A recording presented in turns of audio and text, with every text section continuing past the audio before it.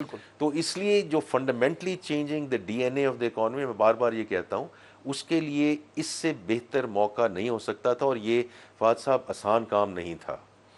ये आसान काम नहीं था to get into this tariff reform discussion. So there is a certain level of boldness that we have shown.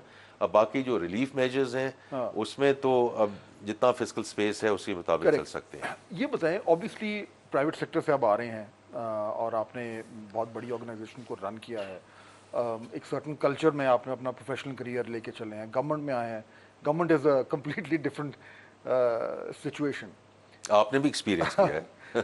तो इसमें, इस बजट में कोई ऐसी चीज़ें थी जो आप खुद जेन्युइनली चाह रहे थे कि मैंने इसमें वो करनी है और नहीं कर पाए? देखिए, मैं आपको इस बजट में तो whatever we could or should have done, there's always areas of improvement. उसमें कोई शक की गुंजाइश नहीं है कि उसमें could we have been bolder.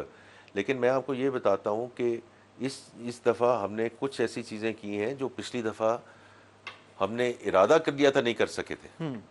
फाटा पाटा is a case in point कि बिकॉज इतना प्रेशर आया, लेकिन इस दफ़ा सारी इंडस्ट्री खड़ी है, including I was with Sarhad chamber 3 weeks 3 months back, whether is oil whether is steel.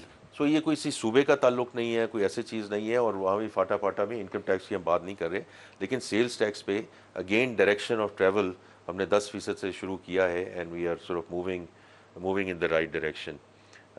From my perspective, देखिए फहद साहब के जो हमारे ट्रेडिशनल एरियाज़ हैं, we want to support them. इंशाल्लाह we will continue to move in that direction. Agriculture, IT, minerals and mining, ये 3 areas हैं which are going to be, इंशाल्लाह will continue to be game changes for this country, game changes.